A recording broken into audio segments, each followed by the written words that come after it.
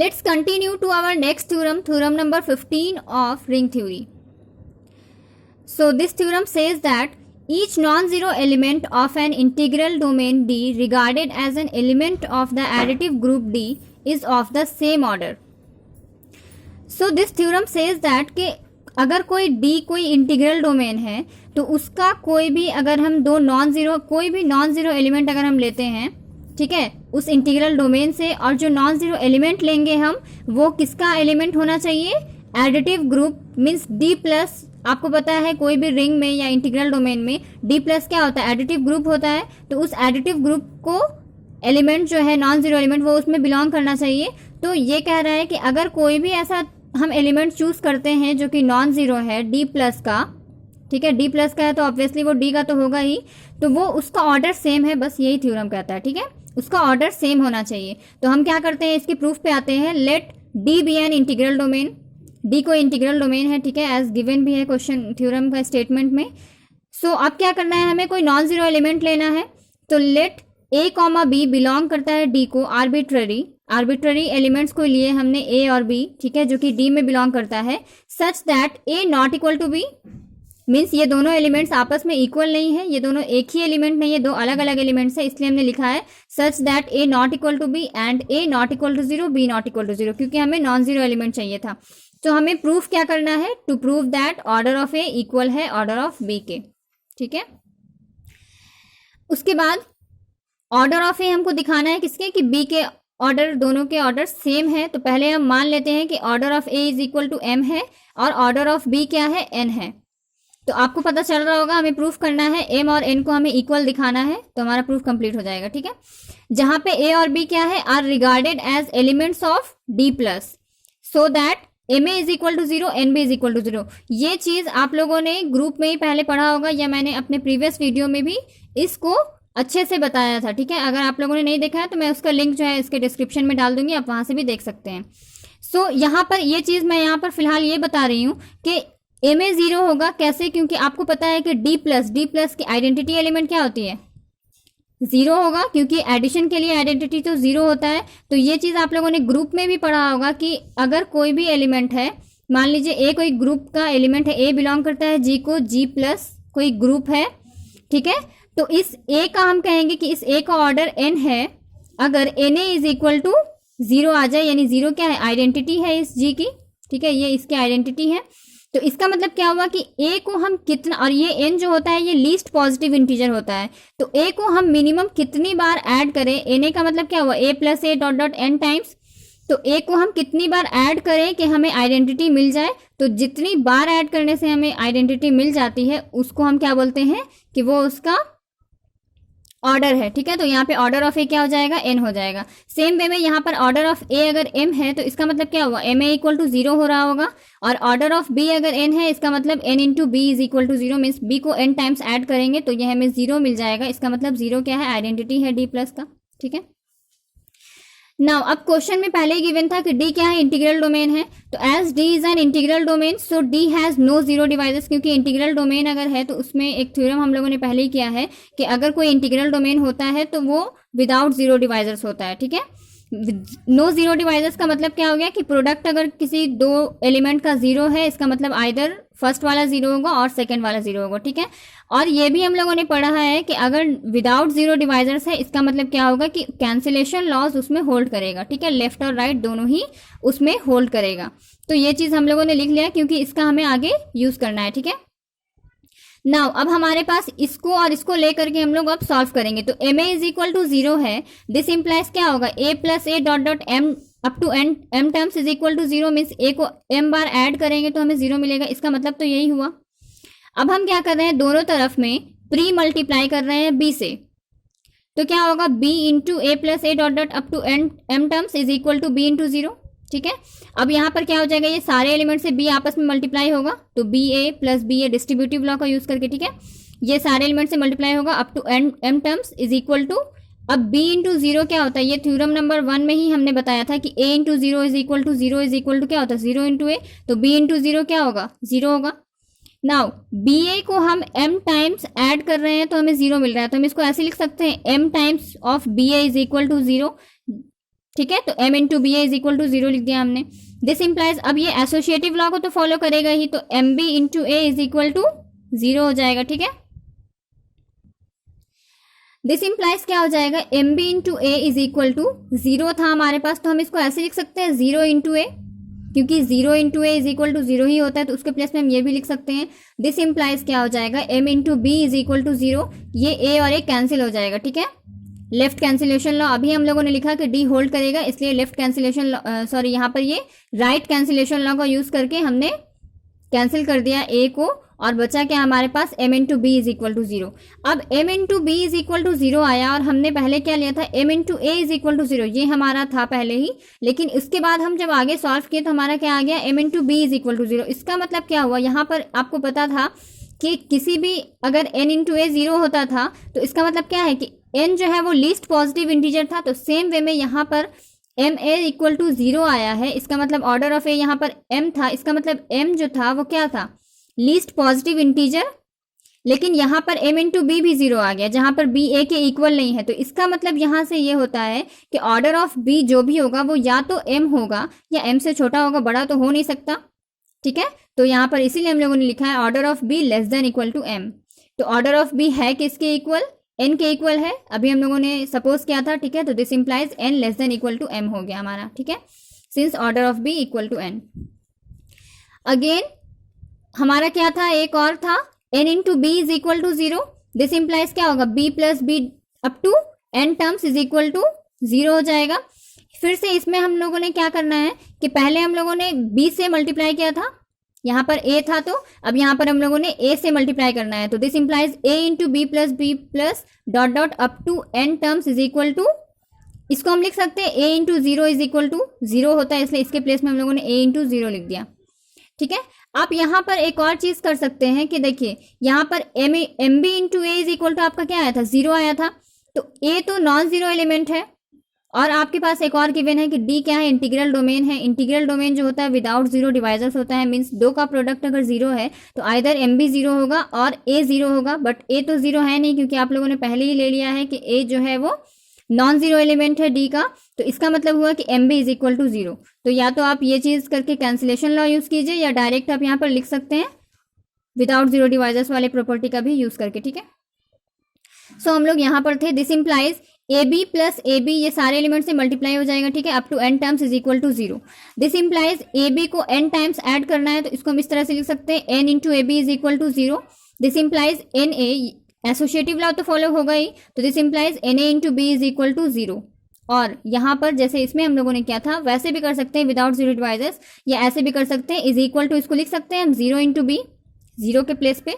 तो this implies हमारे पास क्या आ गया, n a into B is equal to 0 into b, तो बी और बी कैंसिल हो जाएगा। ठीक है, तो राइट कैंसिलेशन लॉ से यहाँ पर क्या मिलेगा हमें, n a equal to 0 by cancellation law. ठीक है, तो दिस इंप्लाइज जैसे यहाँ पर हम लोगों ने बताया था अभी हमने कि एम ए इक्वल टू 0 है और एम बी इक्वल टू 0 भी आ गया, तो इसका मतलब order of b less than equal to m होगा, ग्रेटर नहीं होगा। सेम वे में यहाँ पर हम लोगों का क्या था, पहले स्टार्टिंग में n b equal to 0, but हमने प्रूफ कर दिया क्या कि एन ए भी 0 है, ये हम लोगों ने शो कर दिया। तो इसका मतलब ये होगा कि ऑर्डर ऑफ ए जो होगा वो या तो n होगा या n से कोई छोटा वैल्यू होगा, क्योंकि यहाँ पर n जो है वो स्मॉलेस्ट पॉजिटिव इंटीजर था। ठीक है, तो यहाँ पर ग्रेटर तो हो नहीं सकता, इसलिए order of a less than equal to n, और ऑर्डर ऑफ ए है किसके इक्वल, m के इक्वल है। ठीक है, order of a since m हम लोगों ने पहले ही सपोज किया था, तो दिस इंप्लाइज यहाँ पर क्या हो जाएगा, m less than equal to n। ठीक है, दस वी हैव, हमारे पास क्या आ गया, n less than equal to m and m less than equal to n, और ये क्या है, इंटीजर्स ही है ना, तो कोई भी ऐसा इंटीजर जो यहाँ पर ये इससे छोटा या बराबर है, ये इससे मीन्स यहाँ पर n less than equal to m है और यहाँ पर n greater than equal to m है।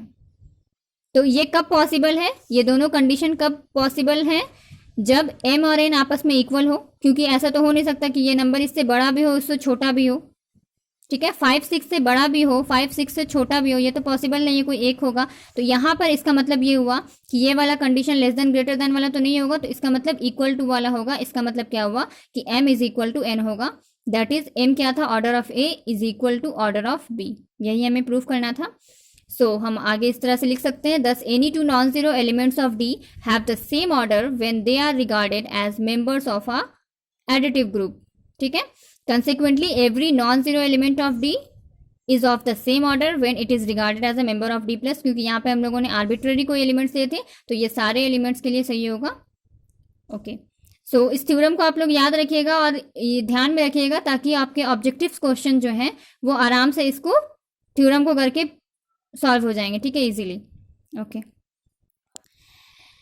ओके, सो अब हम लोग कुछ क्वेश्चंस करते हैं रिंग थ्योरी। अब हम लोगों ने जितने भी थ्योरम थे रिंग्स के वो सारे कंप्लीट कर लिए, अब हम लोग क्वेश्चंस करेंगे, ठीक है। सो क्वेश्चन नंबर 1 है, let a and b be arbitrary elements of a ring R whose characteristic is 2 and a b is equal to b a, then show that a plus b का whole square is equal to a square plus b square equal to a minus b का whole square. So यहाँ पर हमें given है कि are कोई ring है, सो हमने सपोज कर लिया let R be a ring. Let a और बी यहाँ पे क्या है, आर्बिट्ररी एलिमेंट्स है आर के, so let a b belong to R b arbitrary. R जो रिंग है इसके कैरेक्टरिस्टिक ऑफ अ रिंग आपको पता है क्या होता है, ठीक है, मैंने बताया है अच्छे से, ठीक है। So characteristic of a ring यहाँ पर दिया हुआ है, रिंग आर की जो कैरेक्टरिस्टिक है वो 2 है, so characteristic of R is 2। Also यहाँ पर गिवन क्या है कि ए बी इज इक्वल है, a b is equal to b a, ठीक है। सो ए बी इक्वल है बी ए के, तो हम मान लेते हैं कि let a b equal to b a equal to x, ये दोनों जो है वो एक्स के इक्वल है और ये किसको बिलोंग करेगा, आर को ही बिलोंग करेगा, which belong to R. Since characteristic of R is 2 given है ये चीज, तो आर की कैरेक्टरिस्टिक 2 है, इसका मतलब क्या हो गया, definition of characteristic of ring से आप लोगों को याद होगा कि क्या हो जाएगा यहाँ पर 2 into x is equal to 0। Since R की कैरेक्टरिस्टिक 2 है तो 2x इक्वल टू 0 होगा for every x belong to R, ठीक है।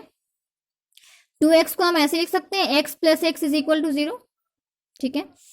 सो नाउ हमें क्या दिखाना था वो हम ले लेते हैं उसका LHS, ठीक है, a प्लस बी का whole square, a plus b का whole square is equal to क्या हो जाएगा, इसको हम इस तरह से लिख सकते हैं a plus b into a plus b, ठीक है, दिस इज इक्वल टू, अब हम यहाँ पर देखिए क्या कर रहे हैं, a into a plus b, यही करते हैं हम लोग नॉर्मल में, मल्टीप्लाई हम लोग इस तरह से करते हैं, a into a plus b plus b into a plus b, means इसको पहले इन सारे से मल्टीप्लाई करना है, देन हम लोग प्लस करके b इंटू ये वाला, ठीक है, this is equal to a, अब इसको मल्टीप्लाई करना है, मीन्स डिस्ट्रीब्यूटिव लॉ को यूज करना है, a square plus a b plus b a plus b square, ठीक है, this is equal to a square plus a b plus b a b plus b a, क्या हो जाएगा, a b के place में x होगा, b a के place में भी x होगा क्योंकि दोनों x के इक्वल है, प्लस बी स्क्वायर, ठीक है।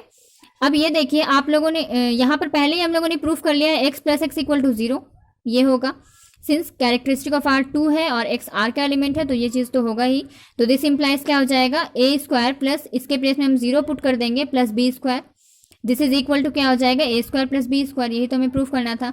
एक और है हमारा ए माइनस बी का होल स्क्वायर, तो ए माइनस बी का होल स्क्वायर को भी हम क्या लिख सकते हैं, ए minus b into a minus B, same way में जैसे हम लोगों ने इसको किया था वैसे ही इसको करना है, तो a into a minus b into a minus b, ठीक है, this is equal to a square minus a b, multiply कर रहे हैं, डिस्ट्रीब्यूटिव लॉ को यूज कर रहे हैं, माइनस बी इंटू ए, ठीक है, minus minus plus b square, this is equal to a square, minus common लेंगे यहाँ से तो क्या बचेगा, a b plus b square, ठीक है, this is equal to a square minus a b कितना है x है, बी ए कितना है x है, प्लस बी स्क्वायर, ठीक है।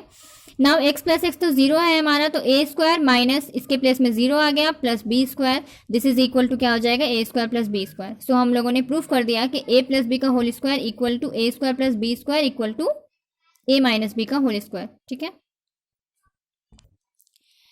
Next question number 2 is, if R is a ring in which x square is equal to x, for every x belong to R, then show that number 1 x plus x equal to 0, number 2 x plus y is equal to 0 implies x equal to y, and number 3 is R is commutative. So here it is given that कि R कोई ring है, so let R be a ring such that, यहाँ पे ये given है कि are कोई ring है such that x square x के इक्वल होता है for every x belong to R, means R के पास जितने भी एलिमेंट है उसका स्क्वायर अगर करते हैं तो वो उस नंबर के ही इक्वल आता है, ठीक है। So x square is equal to x type का है इसके पास element, so let R be a ring such that x square equal to x for all x belong to R, इसको इक्वेशन हमने 1 मान लिया, ठीक है। सो नंबर 1 में हमें क्या प्रूफ करना है, to prove that x plus x equal to 0, so we have, यहाँ पर हम लोग क्या करेंगे, x plus x equal to 0 proof करना है, तो हम क्या कर रहे हैं, x प्लस एक्स का होल स्क्वायर ले लिया हमने, ठीक है। तो we have x plus x का whole square is equal to, इसका होल स्क्वायर को हम ऐसे लिख सकते हैं x plus x into x plus x. This implies क्या हो जाएगा, अब देखिए एक्स प्लस एक्स का होल स्क्वायर, तो ये भी तो आर को ही बिलोंग करेगा, क्लोजर प्रॉपर्टी तो सेटिस्फाई करेगा, तो ये भी तो आर का ही एलिमेंट होगा। तो आर के सभी एलिमेंट के लिए यहाँ पर गिवन है क्या कि उसका स्क्वायर करने से वो उसके ही इक्वल आता है, तो इसका स्क्वायर करने से ये इसके ही इक्वल आएगा। तो इसलिए this implies x plus x इसके प्लेस में हम लिख सकते हैं बाय यूजिंग इक्वेशन 1। ठीक है, this is equal to x into x plus x plus x into x plus x, जैसे हम लोगों ने प्रीवियस एग्जाम क्वेश्चन में किया था वैसे ही। ठीक है, और यहाँ पर लिख देंगे यूजिंग 1 इसके लिए।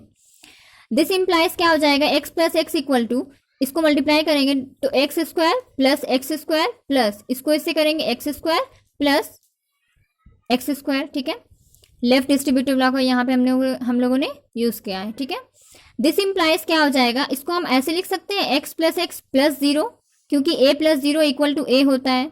ठीक है, या x plus zero equal to x होता है। ठीक है, दिस इज इक्वल टू, अब यहाँ पर एक्स स्क्वायर जहां पर भी है वहां पर हम एक्स लिख सकते हैं, क्योंकि यहाँ पर इक्वेशन 1 में दिया हुआ है x square equal to x होता है। सो यहाँ पर हम लोगों ने एक्स स्क्वायर के प्लेस में बस एक्स लिख दिया है। ठीक है, यूजिंग इक्वेशन 1 एंड ये रीजन इसके लिए दे देना है। ठीक है, दिस इम्प्लाइज क्या हो जाएगा, अब ये देखिए ये x plus x plus zero और यहाँ पे प्लस समथिंग है यहाँ पर, तो ये और ये कैंसिल हो जाएगा। ठीक है, so by using left cancellation law क्या हो जाएगा हमारे पास, zero is equal to x plus x. ठीक है, दिस इम्प्लाइज क्या होगा, x plus x equal to zero, और यही तो हमें प्रूफ करना था। ठीक है, नेक्स्ट क्वेश्चन नंबर 2 है इसमें, to prove that x plus y equal to zero this implies x equal to y. ठीक है, अगर एक्स प्लस वाई जीरो है तो हमें ये एक्स प्लस वाई अगर जीरो आ रहा है तो इसका मतलब ये होगा कि एक्स इक्वल है वाई के, ये हमें शो करना है। ठीक है, so x plus y equal to zero implies क्या होगा, x plus y equal to zero equal to, हम यहां से लिख सकते हैं, अभी हम लोगों ने प्रूफ किया है पार्ट 1 में ही कि एक्स प्लस एक्स किसके इक्वल है, जीरो के इक्वल है। ठीक है, दिस इज इक्वल टू हम लिख सकते हैं x plus x by using part 1, क्योंकि zero is equal to x plus x अभी हम लोगों ने प्रूफ किया है। सो बाय पार्ट 1 हम यहाँ पर लिख सकते हैं जीरो के प्लेस में एक्स प्लस एक्स। सो अब हमारे पास क्या आ गया, this implies x plus y equal to x plus x. Okay, so यहाँ पर हम लोग अब फिर से लेफ्ट कैंसिलेशन लॉ से ये दोनों एक्स जो है वो कैंसिल हो जाएगा, तो क्या बचेगा, y is equal to x. ठीक है, so x plus y equal to zero implies x is equal to y, इसको उल्टा भी बोल सकते हैं। सो ये हमारा प्रूव हो गया। ठीक है, नेक्स्ट क्वेश्चन नंबर 3 है इसी में कि हमें प्रूफ करना है कि आर कम्यूटेटिव है। So to prove that R is commutative, commutative का मतलब क्या हुआ कि x y is equal to y x होना चाहिए for every x y belong to R. So हम सबसे पहले क्या करेंगे कि let x comma y belong करता है आर को आर्बिट्ररी, ये सपोज कर लेंगे कोई आर्बिट्ररी एलिमेंट्स ले लिया हमने आर का एक्स और वाई। ठीक है, so x plus y is equal to क्या हो जाएगा, x plus y equal to x plus y का होल स्क्वायर यूजिंग इक्वेशन 1, क्योंकि एक्स स्क्वायर इक्वल होता है एक्स के, तो हम इसको भी ऐसे लिख सकते हैं। ठीक है, दिस इज इक्वल टू क्या हो जाएगा, x plus y into x plus y. ठीक है, ये तो क्वेश्चन नंबर 1 में भी ऐसी था, 2 का पार्ट 1 में भी ऐसी था, इसमें तो कोई प्रॉब्लम नहीं होना चाहिए। दिस इज इक्वल टू क्या होगा, एक्स इंटू, इसको बस मल्टीप्लाई करना है अलग अलग, तो x into x plus y plus y into x plus y. ठीक है, दिस इज इक्वल टू क्या हो जाएगा, एक्स इंटू एक्स मीन्स यहाँ पर हम लोग लेफ्ट डिस्ट्रीब्यूटिव लॉ को यूज करेंगे, तो x square plus x into y plus y into x plus y into y, यानी कि y square by left distributive law. ठीक है, this is equal to x square plus x y plus y x plus y, sorry यहाँ पर x है। सो यहाँ पर अब हम लोगों ने क्या करा है, इक्वेशन 1 जो था हमारा वो क्या था, x square equal to x होता है for every x belong to R. So x square equal to x हो गया, क्योंकि एक्स आर में बिलोंग कर रहा है, यहाँ पर हम लोगों ने ले रखा है। ठीक है, एंड वाई भी तो आर का ही एलिमेंट है, वाई भी तो आर को बिलोंग कर रहा है, तो सारे एक्स के लिए सही है मीन्स वाई के लिए भी सही होगा। सो यहाँ पर हम लोग वाई स्क्वायर के प्लेस में भी वाई लिख सकते हैं। ठीक है, by using equation 1, this is equal to क्या हो जाएगा, एक्स प्लस वाई, इसको हम एक साइड में कर दिया हमने। ठीक है, प्लस यहाँ पर हमने क्या लिख दिया, x y plus y x, क्योंकि आर प्लस कम्यूटेटिव लॉ को भी तो फॉलो करेगा ना। सो इसको हम इस टाइप से लिख सकते हैं। दिस इम्प्लाइज क्या हो गया हमारे पास, एक्स प्लस वाई, यहाँ पर हम लिख सकते हैं प्लस जीरो, क्योंकि a is equal to a plus zero होता है, कोई फर्क तो नहीं पड़ेगा। तो इसका मतलब क्या हुआ, जीरो क्या आइडेंटिटी है ना आर प्लस की। सो इसको हम इस तरह से लिख सकते हैं। तो दिस इज इक्वल टू, ये तो एज इट इज रहेगा, okay, so this is implies क्या हो जाएगा यहाँ पर कि x प्लस वाई से x plus y cancel out हो जाएगा, क्योंकि by using left cancellation law in R plus. So क्या आया हमारे पास कि x this implies 0 is equal to x y plus y x, और इसको हम उल्टा भी बोल सकते हैं x y plus y x equal to 0।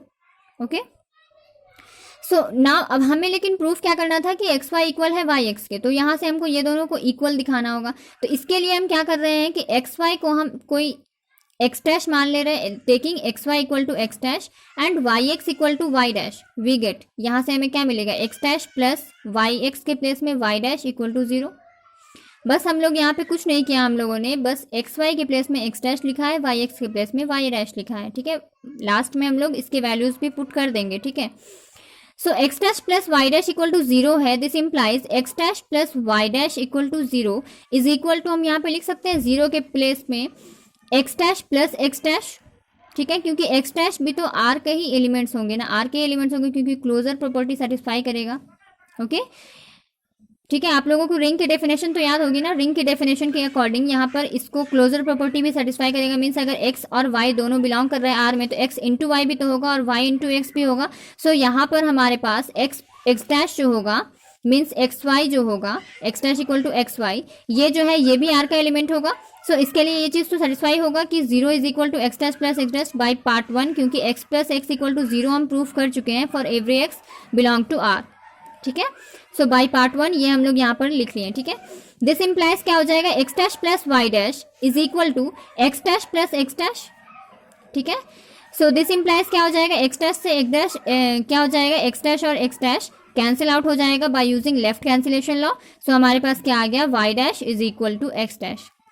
This implies अब वाई डैश क्या हमने माना था, वाई डैश इक्वल टू क्या था y x and x dash equal to क्या था एक्स वाई। सो हमारा क्या आ गया x y is equal to y x. तो यही तो हमें प्रूफ करना था कि x y equal to y x for every x comma y belong to R. So R यहाँ पर हमने दिखा दिया कि कम्यूटेटिव है। ठीक है, सो नाउ हमारा रिंग थ्योरी जो है, रिंग थ्योरी का जो रिंग्स हम लोग चैप्टर लेके चल रहे थे, ठीक है, उसका सारा थ्योरम्स हमने कर लिया और कुछ इंपॉर्टेंट न्यूमेरिकल्स थे वो भी हम लोगों ने कर लिए। सो नेक्स्ट वीडियो में हम लोग सब रिंग के ऊपर बात करेंगे। ठीक है, और सारे सब रिंग पढ़ने से पहले आप रिंग के जितने भी मैंने वीडियोस डाले हैं उन सबको पहले एक बार अच्छे से देख लीजिए, समझ लीजिए, और अगर कुछ समझ में नहीं आता है तो आप हमें कमेंट में पूछ सकते हैं। ओके, सो फिर मिलते हैं नेक्स्ट वीडियो में।